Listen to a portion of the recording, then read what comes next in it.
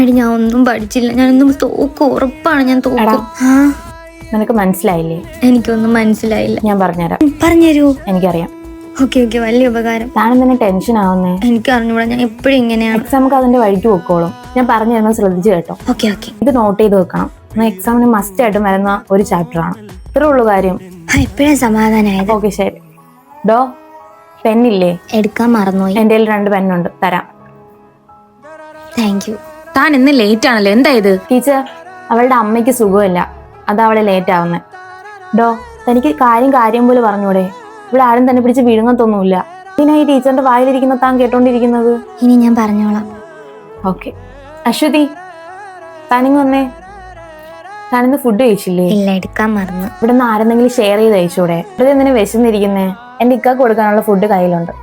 എന്തായാലും ഇന്ന് അവൻ വരത്തില്ല, അപ്പൊ നീ ഇത് കഴിച്ചോ.